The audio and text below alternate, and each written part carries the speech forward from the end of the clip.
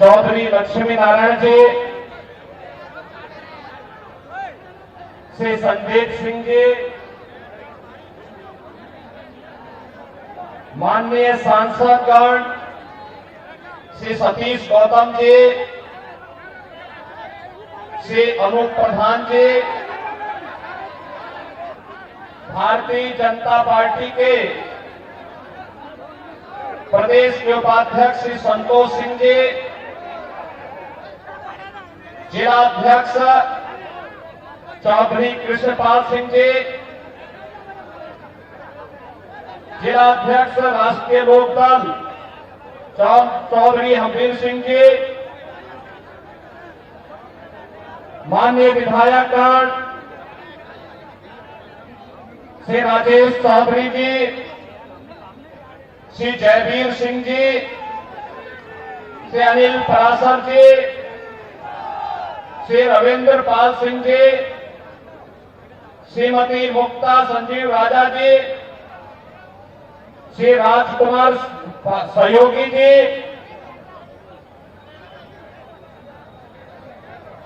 Shri RP Singh ji और Bharatiya Janata party राष्ट्रीय लोकदल के संयुक्त प्रत्याशी के रूप में उपस्थित स्वर्गीय श्री कृष्णलाल दिलेर जी के पौत्र और स्वर्गीय श्री राजवीर सिंह दिलेर के पुत्र एक युवा कर्मठ प्रत्याशी श्री सुरेंद्र दिलेर जी और उपस्थित खैर के मेरे सभी बहनों और भाइयों,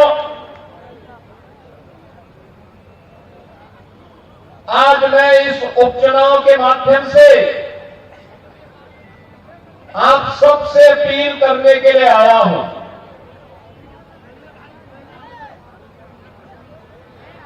अलीगढ़ कैसा होना चाहिए, उसमें खैर की क्या भूमिका होनी चाहिए, इसके बारे में चर्चा करने और जब अपना जनप्रतिनिधि होता है तो उसका लाभ किस रूप में प्राप्त होता है, इसके बारे में बात करने के लिए आपके बीच आया हूं। बहनों और भाइयों, अभी हाल ही में आपने हरियाणा विधानसभा के चुनाव के परिणाम को देखा होगा। लोग तमाम प्रकार की चर्चाएं करते थे, लेकिन हरियाणा की जनता ने जवाब दिया कि नहीं, हमें डबल इंजन चाहिए और डबल इंजन में भी एक ऐसी सरकार चाहिए जो बिना भेदभाव के शासन की योजनाओं को भी दिला सके और सुरक्षा की पुख्ता व्यवस्था भी दे सके, और वह केवल और केवल भारतीय जनता पार्टी मोदी जी के नेतृत्व में दे सकती है। बहनों और भाइयों, विरासत और विकास का अद्भुत संगम क्या होता है, यह आपने काशी में भी देखा है, 500 वर्षों के बाद अयोध्या में भी देखा है, मथुरा, वृंदावन, बरसाना में भी आप देख रहे हैं। और आपको अलीगढ़ से ज्यादा अच्छा उदाहरण क्या मिलेगा कि जिस राजा महेंद्र प्रताप सिंह जी को कांग्रेस ने पूरी तरह भुला दिया था, और राजा महेंद्र प्रताप सिंह जी के नाम पर भी एक राज्य विश्वविद्यालय आपको हम लोगों ने समर्पित किया है। बहनों और भाइयों, ये राज्य विश्वविद्यालय आने वाले समय में एक उत्कृष्टतम विश्वविद्यालय बने, इसके लिए भी भारतीय जनता पार्टी के प्रत्याशी जीतने आवश्यक है। आपने देखा होगा कल माननीय उच्चतम न्यायालय में अलीगढ़ विश्वविद्यालय को अल्पसंख्यक विश्वविद्यालय बनाना चाहिए, अल्पसंख्यक संस्था के रूप में स्थापित करना चाहिए। या एक सामान्य संस्था के रूप में रहनी चाहिए। कल माननीय उच्चतम न्यायालय में इस पर बहस हो रही थी। आप याद करिए, ये कैसे हो सकता है कि भारत के संसाधनों से पलने वाला, भारत की जनता के टैक्स से चलने वाला एक ऐसा संस्थान जो अनुसूचित जाति, जनजाति और पिछड़ी जाति के लोगों को कोई आरक्षण नहीं देता है, लेकिन वहां पर मुसलमानों के लिए 50% आरक्षण की व्यवस्था वे लोग अपने स्वयं के माध्यम से करने का प्रयास करते हैं। और यही मामला चल रहा है माननीय उच्चतम न्यायालय में। बहनों और भाइयों, भारत का संविधान अनुसूचित जाति, जनजाति को और मंडल कमीशन की रिपोर्ट के आधार पर पिछड़ी जाति के लोगों को आरक्षण की सुविधा देता है, लेकिन इस सुविधा अलीगढ़ मुस्लिम विश्वविद्यालय में क्यों नहीं मिल पाती है? क्यों नहीं मिल पाती है? जब भारत का पैसा लगा है तो अनुसूचित जाति, जनजाति और पिछड़ी जाति के लोगों को भी वहां आरक्षण की सुविधा का लाभ मिलना चाहिए, नौकरी में भी मिलना चाहिए और अनुसूचित जाति और पिछड़ी जाति के बच्चों को प्रवेश में भी वहां ये सुविधा प्राप्त होनी चाहिए थी। लेकिन क्यों बंद किया गया? क्योंकि कांग्रेस नहीं चाहती है, समाजवादी पार्टी नहीं चाहती है,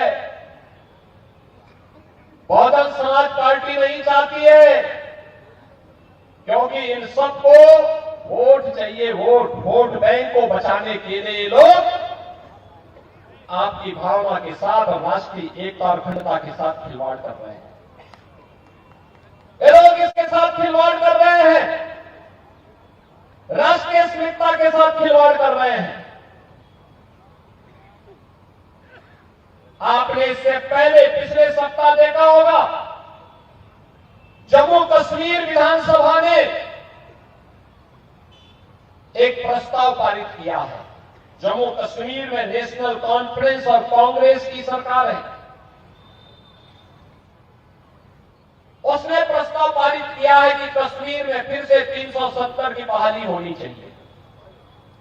बहनों और भाइयों, ये जानते हुए कि बाबा साहब डॉक्टर भीमराव अंबेडकर नहीं चाहते थे कि भारत के संविधान में धारा 370 जुड़े, लेकिन पंडित नेहरू की जिद ने जबरदस्ती इस धारा को भारत के संविधान में जुड़वाया। और भारतवासी जानता है कि कश्मीर के अंदर आतंकवाद की जड़ धारा 370 है, लेकिन उस सब के बावजूद धारा 370 को हटाने का कभी भी प्रयास कांग्रेस के द्वारा नहीं किया गया। और जब 2019 में प्रधानमंत्री मोदी जी ने देश के हित में, राष्ट्रीय अखंडता के हित में कश्मीर में धारा 370 को हटाने का एक निर्णय लिया, दूरगामी सोच के साथ निर्णय लिया, और पिछले 5 वर्षों के अंदर कश्मीर के अंदर विकास और सुरक्षा का एक बेहतरीन माहौल मिला। आज लाखों पर्यटक कश्मीर में आते हैं। तब फिर से उस कश्मीर को आतंकवाद का गढ़ बनाने के लिए ये शरारत प्रारंभ हो चुकी है। भारत के मुकुट को, भारत का स्वर्ग कहा जाने वाला कश्मीर एक बार फिर से मजहबी उन्माद के कोड़ में उसको बदलने का कुत्सित प्रयास हो रहा है। मजहबी जुनून का एक बेर हाउस उसको फिर से बनाने का कुत्सित प्रयास किया जा रहा है। और इसीलिए आपसे कहने के लिए आए हैं, जो मैं आपसे कहता हूं कि कांग्रेस जब भी सफल होगी आपको विभाजित करके सफल होगी। और इसीलिए मैं कहता हूं, बटिए मत, बटे थे तो कटे थे। मैं इसीलिए बार बार कहता हूं, ये देश का इतिहास बताता है, बटे थे तो राम मंदिर का अपमान हमें झेलना पड़ा था। मथुरा में भगवान श्री कृष्ण की, कृष्ण कन्हैया की जन्मभूमि का अपमान हमारे सामने आया था। भगवान विश्वनाथ का अपमान हमारे सामने आया था। क्या कुछ नहीं हुआ था हमारी मां बहनों के साथ में? क्या कुछ नहीं हुआ था बहन और बेटियों के साथ में? अगर इस सब के बावजूद भी गांधारी की तरह आंखों पे पट्टी बांध करके हम जाति के नाम पर बटे हुए हैं, अपने स्वार्थों में बटे हुए हैं, तो बहन और भाइयों, कटने के सिवाय हमारी दूसरी नियति नहीं हो सकती है। और मैं तो इसीलिए आपसे कहने के लिए आया हूं, बटो मत। ये बांटने वाले लोग आपके दुश्मन हैं। आपके चेहरे पर मीठी मीठी बातें बोलेंगे, इनके बहकावे में मत आओ। और मैं तो कहता हूं, बटोगे तो कटोगे, एक रहोगे तो नेक रहोगे, एक रहोगे तो सेफ रहोगे। बहन और भाइयों, इसीलिए मैं आज आपसे कहने के लिए आया हूं, आपने 2017 के पहले के उत्तर प्रदेश को देखा है, 2017 के बाद का उत्तर प्रदेश भी आप देख रहे हैं। यही अलीगढ़ था, यही अलीगढ़ था। हर 10 दिन में यहां कर्फ्यू लगता था या उपद्रव होता था। आज 7.5 वर्ष में कोई उपद्रव हुआ? कोई उपद्रव करने की हिम्मत कर पाएगा क्या? कोई गुंडागर्दी करने का दुस्साहस कर पाएगा क्या? उसको भी मालूम है, जो उपद्रव करेगा, निर्दोष व्यापारियों की दुकानों पे आगजनी करेगा, बेटी और बहन की इज्जत के साथ खिलवाड़ करेगा, एक तरफ यमराज इंतजार कर रहा होगा उसका, और दूसरी ओर बाप दादों ने अगर कोई संपत्ति अर्जित की है तो संपत्ति भी कब्जे में लेकर के गरीबों में बांटने का काम कर देंगे। बहन और भाइयों, ये यूपी के परसेप्शन को सुधारना है। ये यूपी वही यूपी है, हर तीसरे दिन दंगा होता था, कर्फ्यू महीनों महीनों लगता था, पर्व और त्योहार शांतिपूर्ण तरीके से नहीं मनाए जाते थे, अराजकता चरम पर थी, गुंडागर्दी चरम पर थी, अव्यवस्था का आलम क्या था कौन नहीं जानता है, कौन नहीं जानता है। गरीब को राशन नहीं मिलता था। प्रधानमंत्री आवास के नाम पर उस समय इंदिरा आवास योजना 20,000 रुपया आता था, वह भी एक गांव में एक व्यक्ति को, किसी को शौचालय नहीं मिलता था। पेंशन भी केवल समाजवादी पार्टी के लोगों को मिलती थी, शेष गरीबों को नहीं मिलती थी। वृद्धावस्था पेंशन हो या निराश्रित महिला पेंशन। और बहनों और भाइयों, ये डबल इंजन की सरकार आई है। आज उत्तर प्रदेश के अंदर 56 लाख गरीबों का एक एक आवास बन गया है। 56 लाख गरीबों का 2,62,00,000 परिवारों का घर में शौचालय बन गया है। 1 करोड़ परिवार ऐसे हैं जिनको उत्तर प्रदेश के अंदर वृद्धावस्था पेंशन, निराश्रित महिला पेंशन और दिव्यांगजन पेंशन में 12,000 रुपए सालाना सरकार उपलब्ध करा रही है। डबल इंजन की सरकार उपलब्ध करा रही है। बहनों और भाइयों, 15 करोड़ लोगों को फ्री में राशन पिछले 5 वर्ष से लगातार प्राप्त हो रहा है। विकास भी, यानी गरीब कल्याणकारी योजनाएं भी है और विकास भी है। आज अलीगढ़ की कनेक्टिविटी, आज एयरपोर्ट आज पर चालू हो गया है। और यही नहीं, डिफेंस मैन्युफैक्चरिंग कॉरिडोर का भी एक महत्वपूर्ण हब आज अलीगढ़ बन रहा है। सदैव कल्याण सिंह जी ने जो सपना देखा था अलीगढ़ के लिए, हार्डवेयर का एक सेंटर ये बने, यहां का ताला उद्योग भी पुनर्जीवित हो गया है। और साथ साथ डिफेंस मैन्युफैक्चरिंग कॉरिडोर का भी एक महत्वपूर्ण हब बनकर के आज स्मार्ट सिटी के रूप में अलीगढ़ देश और दुनिया के अंदर अपनी एक नई पहचान बना रहा है। आज तो हमने आपकी विरासत के प्रतीक राजा महेंद्र प्रताप सिंह जी की स्मृति को जीवंत बनाए रखने के लिए उनकी नाम पर एक विश्वविद्यालय की स्थापना भी अलीगढ़ में कर दिया है। अब तो अलीगढ़ में अपना विश्वविद्यालय हो गया है। विश्वविद्यालय के लिए आपने ताली नहीं बजाई, लगता पढ़ने लिखने में रुचि नहीं है क्या? अरे विश्वविद्यालय आपकी पीढ़ियों को बनाएगा, ये एक दिन के लिए नहीं है, कई कई पीढ़ियों को बनाने का कार्य करेगा। और याद करना, इसको एक प्रतिस्पर्धा में लेके आना है कि अब राजा महेंद्र प्रताप सिंह जी का विश्वविद्यालय वहां आगे बढ़ता है या ये आगे बढ़ता है। बहनों भाइयों, उस प्रतिस्पर्धा के लिए आज अलीगढ़ को खड़ा किया गया है। आज अलीगढ़ स्मार्ट सिटी है। अलीगढ़ आज स्मार्ट सिटी के रूप में विकसित हो रहा है। विकास और विरासत का यह अद्भुत समन्वय, सुरक्षा और समृद्धि का एक अद्भुत समन्वय अलीगढ़ को एक नई पहचान दिला रहा है। और उन स्थितियों में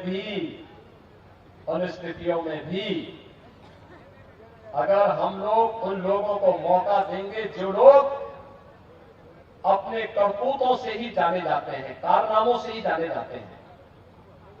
समाजवादी पार्टी, इसकी पहचान क्या है? इसका असली चेहरा देखना है। अयोध्या में निषाद और कश्यप जाति की बेटी के साथ इनके नेता ने जो किया था, मोइन खान ने जो कृत्य किया था, वो किसी से छुपा हुआ है क्या? इनके एक नेता कन्नौज में भी है, उसने जो कृत्य किया था एक बेटी के साथ में। बहनों और भाइयों, सभ्य समाज के लिए कलंक है। और मैं इसीलिए बार बार कहता हूं, ये लाल टोपी काले कारनामे, इसको पनपने मत दीजिए। उत्तर प्रदेश को ये लोग फिर से जो विकास की मुख्य धारा के साथ जुड़ करके सुरक्षा और समृद्धि का एक मानक तय कर रहा है, यह फिर से उत्तर प्रदेश को अराजकता की ओर धकेल देगा। आपने देखा होगा कैसे ये लोग षड्यंत्र कर रहे हैं, कैसे कैसे षड्यंत्र करते हैं। कितना इन्होंने झूठ बोला था, अफवाह फैलाई थी लोकसभा चुनाव के दौरान, आज तो एक्सपोज हो गए। कहते थे खटाखट खटाखट, कहां वो खटाखट है? 1-1 लाख रुपए देने की जो बात कही थी समाजवादी पार्टी और कांग्रेस ने, आज वो कहां वो पैसा है? एक खटाखट नहीं, एक चुनाव आया है, अब इनका सफाचट कर दीजिए, कर दीजिए, एक बार मौका दे दीजिए। और हमेशा के लिए याद रखना, जो आपकी सुरक्षा पे सेंध लगाए, जो आपके विकास में बाधक बने, जो अराजकता का प्रतीक हो, गुंडागर्दी का प्रतीक हो, गुंडों और अपराधियों को प्रश्रय देता हो, ऐसे लोगों को किसी भी स्थिति में स्वीकार नहीं किया जाना चाहिए। किसी भी स्थिति में स्वीकार नहीं किया जाना चाहिए। बहनों और भाइयों, जब हम लोग एक गलत व्यक्ति को प्रश्रय देते हैं तो आने वाली पीढ़ी के भविष्य के साथ खिलवाड़ करते हैं। वर्तमान पीढ़ी के वर्तमान को बर्बाद करते हैं और आने वाली पीढ़ी के भविष्य को भी हम खराब करने का काम करते हैं। ये कोई अधिकार हमें नहीं है। और इसीलिए मैं आप सबसे कहने के लिए आया हूं, ये बलदाऊ जी की कृपा भूमि है। हरिदास जी महाराज की साधना से पवित्र की भी धरती है। इस धरती से संदेश स्पष्ट जाना चाहिए और वह संदेश बात स्पष्ट होना चाहिए कि बटेंगे नहीं, एक रहेंगे,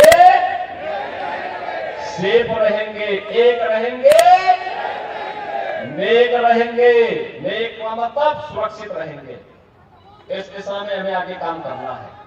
और बहनों और भाइयों, इसीलिए खैर विधानसभा के उपचुनाव में देखो कितना अच्छा एक संगम और समन्वय बना।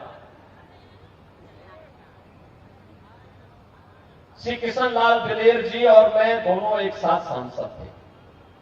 कोई बड़े बुजुर्ग आदमी थे, बहुत सज्जन आदमी थे। ईमानदारी और सज्जनता की प्रतिमूर्ति थी स्वर्गीय किशन लाल दिलेर। और मैं यहां अलीगढ़ में जिससे भी बात करता हूं, हाथरस में जिससे भी बात करता हूं, हर व्यक्ति उनकी तारीफ करता है। 2017 में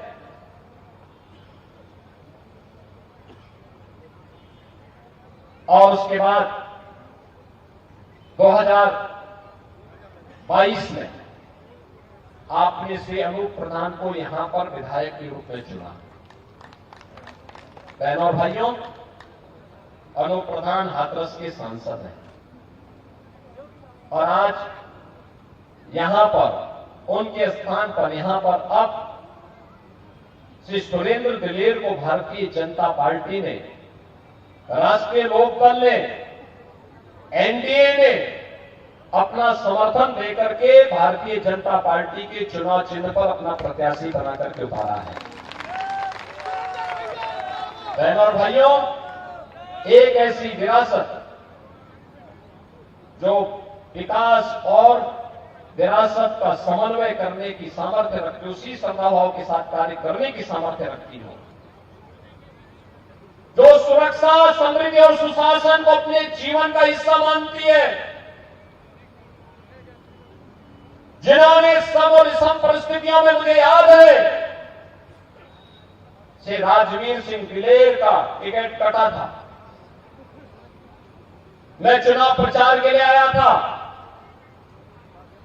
इसी अलीगढ़ में मैंने उनसे बातचीत की। मैंने कहा देखो पार्टी का जो निर्णय है, उन्होंने कहा पार्टी मेरी मां है, पार्टी का जो निर्णय होगा मैं उसको स्वीकार करूंगा, पार्टी का टिकट जिसको मिलेगा मैं उसके साथ खड़ा रहूंगा। जब मैं श्री अनूप वाल्मीकि के प्रचार के लिए आया था, मैं देख रहा था राजवीर सिंह दिलेर हर एक सभा में खड़ा है, साथ में खड़ा है। बहनों और भाइयों, राजवीर दिलेर को भी तमाम प्रलोभन मिले होंगे, लेकिन वे टस से बस नहीं हुए। उन्होंने कहा नहीं, ये मेरी पैतृक परंपरा है कि मेरे पिता भी भाजपा के साथ आजीवन जुड़े रहे और मैं भी भाजपा के साथ आजीवन जुड़ा रहूंगा। और भारतीय जनता पार्टी के साथ जुड़े रहते रहते अंतिम क्षण तक वो व्यक्ति कार्य करता रहा। आज सुरेंद्र दिलेर को इसलिए भारतीय जनता पार्टी नेतृत्व ने टिकट देकर के अपना प्रत्याशी बनाकर आपके बीच उतारा है। मेरी आप सबसे अपील है, चुनाव चुनाव होता है, उपचुनाव को हल्केपन से नहीं लेना चाहिए, क्योंकि लोग उपचुनाव को लेकर के अक्सर मानते हैं चलो हो जाएगा, उत्साह का अभाव दिखता है, पब्लिक अपने कार्यों में व्यस्त रहती है। मेरी आप सबसे अपील होगी, इतनी बड़ी संख्या में आप लोग यहां पर आए हैं, अगर आप गांव-गांव जाकर के अभी से आप लीड करिए, मंच के नेता आपके पीछे पीछे रहेंगे, आप आगे आगे चल करके भाजपा को जिताने के लिए काम करिए, कमल खिलाने का काम करिए, सुरेंद्र दिलेर को जिताने का काम करेंगे। और मैं आपको आश्वस्त करता हूं, अलीगढ़ या खैर सुरक्षा की भी गारंटी लेंगे और विकास का कार्य जितना आप यहां के लिए कहेंगे उतने विकास के कार्यों से आपके खैर को भरने का काम भी करेंगे। आप लोग सभी सहमत हैं? सभी लोग सहमत हैं? सुरेंद्र दिलेर को अपना आशीर्वाद देंगे? सभी लोग देंगे? तो फिर 20 नवंबर को याद रखना, 20 नवंबर को कमल चुनाव चिन्ह पर श्री सुरेंद्र दिलेर को भारी बहुमत से विजयी बनाने के लिए आपको कार्य करना है। करेंगे? करेंगे? दोनों हाथ ला करके बोलो भैया, सबके हाथ नहीं उठे हुए, सब लोग अपने हाथ ला करके, दोनों हाथ ला करके बोलो। सभी लोग सहमत हैं? सभी लोग सहमत हैं? तो मेरे साथ बोलेंगे भारत माता की, भारत माता की, भारत माता की जय श्री राम, जय जय श्री राम। बहुत बहुत धन्यवाद पूज्य महाराज जी।